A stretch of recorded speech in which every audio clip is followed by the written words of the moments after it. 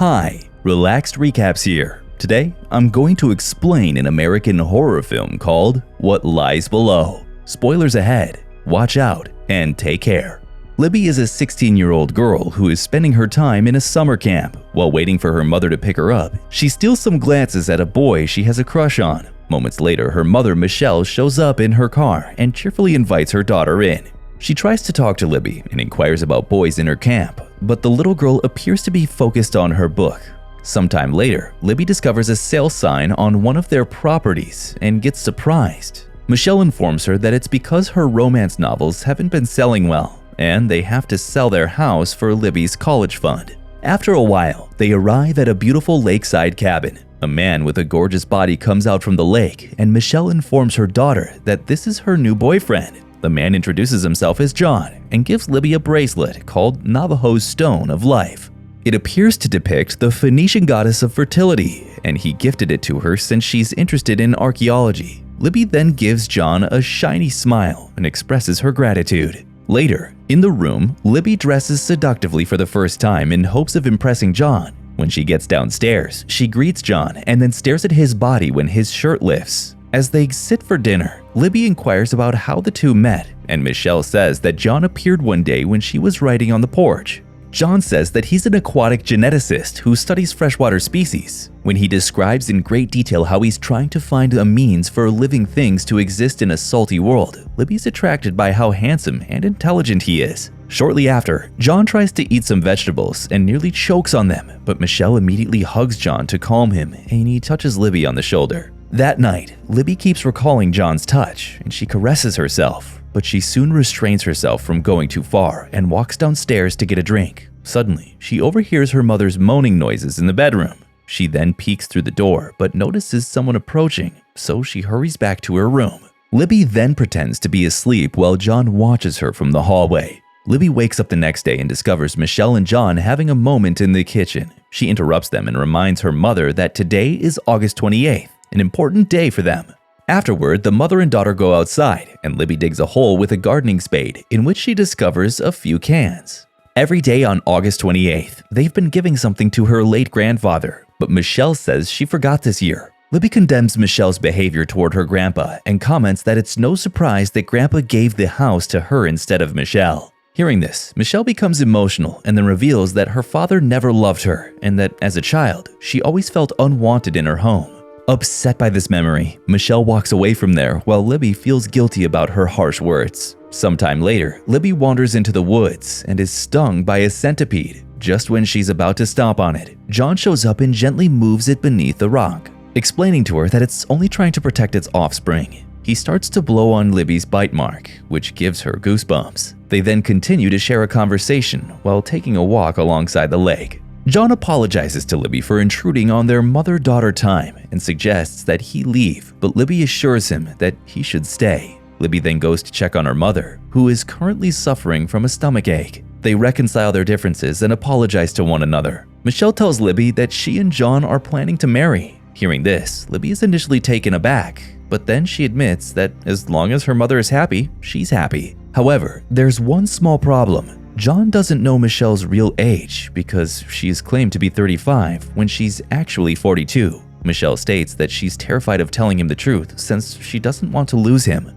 Libby later peeks out her window while John is working out. However, she finds it very odd when she notices him drinking his own sweat. After that, Libby puts on a bracelet that John gave her and decides to offer him a drink. She then goes down to the basement where John has created a dark and mysterious laboratory. He welcomes her in, but says he cannot drink anything that has sodium. Now, John proceeds to show her the tank full of lampreys. He reveals that these species have withstood 360 million years of climate change and shifting salt levels. These are the parasites that can attach to a host and adapt, which no other animal on the planet can do.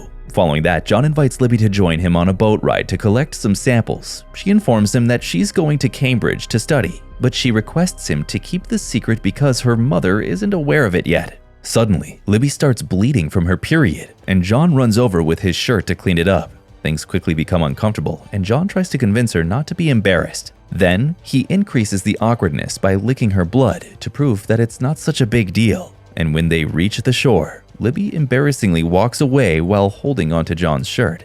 She cleans herself up in the shower and takes off the bracelet that John gave her. Meanwhile, John is smelling her bloody clothes like a pervert behind the curtain. Libby begins to sense a strange presence, but when she checks, John has already left. Later, she goes to check on her sick mother, but John is rubbing Michelle on the back, and he gives off an intense stare at Libby. Libby then tries to enter the basement, but John has already locked it. She tries to get in from the outside, but all the light sources are blocked and sealed. She tries to call her best friend, Marley, but the reception is also gone. Desperate to get help, Libby sends Marley a lot of messages telling her mother is marrying a freak. She invites her friend over immediately, but Marley says she can only come tomorrow. Suddenly, Libby hears a knock on the door and discovers that John has left a sandwich to apologize for his awkward behavior. Late at night, Libby is awakened by an unusual red light coming from the lake. She notices from the window as John walks toward the beam of light before it disappears into the water. Libby tries to call her mother, but she hears nothing from the other side of the door, so she heads alone to the lake to find out what's going on. Meanwhile, a figure behind her twitches strangely, and it turns out to be none other than John. Libby confronts him about what she just saw, but the man claims that he was not in the lake and is completely dry. But then he contradicts himself by claiming to sleepwalk, but at this point, Libby doesn't believe him and angrily goes back inside. Michelle is feeling very ill, so she asks Libby to drive her to the drugstore and get her some medications as well as a pregnancy test. Libby advises that they call an ambulance instead, since she doesn't have a license. When the girl asks her mother why John can't go with her, Michelle tells her that he's on one of his long jogs and won't be back for hours. Libby then goes to town, and after getting the medical supplies, she spots John walking with another woman. She tries to follow the couple, but it's abruptly stopped by the store clerk because she forgot to pay. When Libby gets home, she finds Marley waiting for her in the living room. She goes straight to her mother to give her the pills and says she would like to stay and help. But John creepily runs his hand up her back to her shoulder, promising to look after Michelle. Libby then walks downstairs to see Marley, who comments on how hot John is, but Libby reveals John's weird behavior and how uncomfortable he makes her. Marley believes Libby should leave the house and inform her mother, but because Libby is afraid, Marley decides to inform Michelle that John is behaving inappropriately with her daughter. Libby then tries to listen in on the conversation, but unfortunately for her, she's unable to hear anything. She then eats some macaroni from the fridge and immediately falls asleep. Libby wakes up hours later and walks into the living room, where John and Michelle are watching her baby videos. When she asks about Marley, Michelle informs her that she's left. Michelle then breaks the news to Libby that she's pregnant. Libby, on the other hand, does not appear happy, and she wonders if Marley told her about John. Michelle then lashes at her for always making negative comments about the men she dates. Just then, John intervenes and tries to calm Michelle down by winking at Libby. She then calls him a freak and pulls away her mother, but Michelle slaps her and apologizes to John for her daughter's behavior. In retaliation, Libby informs John that Michelle is actually 42 years old. This deeply disappoints John, and he tries to walk away. Michelle tries to stop him, but he grumbles and his eyes appear bloodshot and odd. After he leaves, the mother and daughter continue to argue in the living room for a while. That night, Libby again hears the moaning noises of her mother. She then walks over to Michelle's room and peeks inside, but she's shocked to see John humping her mother while his skin changes and some strange scales move beneath his back. And just as he reaches climax, he growls in an inhumane sound, which causes Libby to run away in terror. Sometime later, Libby sets out to find her mother, but she's nowhere to be seen.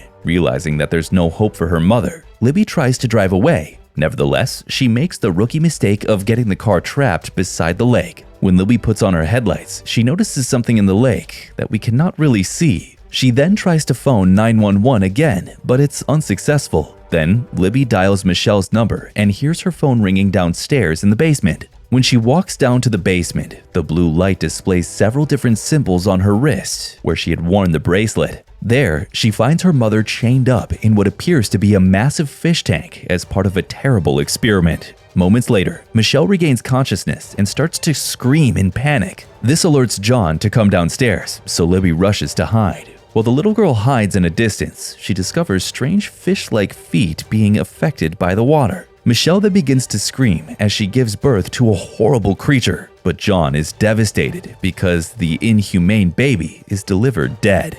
Immediately, he goes outside to try and resurrect the creature. Libby then scrapes a section of the window to spy on John. She notices him using his mouth to transfer blue light to the creature. After that, she keeps trying to disentangle Michelle from the tank, but she soon hears a creature snarling outside the cellar. Libby tries dialing 911 again, but John has a device that blocks all calls. Seconds later, John approaches her through a small window and demands to be let in. While Libby destroys the device to contact the police, she then describes her dire situation and requests that the cops arrive as soon as possible. Suddenly, Libby hears some unusual noises and is horrified to see Marley dead in a tank with lampreys feeding on her. While hiding behind the desk, John grabs her back and strangles her. A lengthy animal-like tongue shoots out from his mouth, but she fights back by pouring a bucket of salt water on him. While John is unconscious, she pulls her mother out of the tank. Michelle then apologizes to her daughter for not believing in her. They then run away from the house, only to be encircled by more fish-like creatures. Meanwhile, Michelle coughs and collapses helplessly on the ground.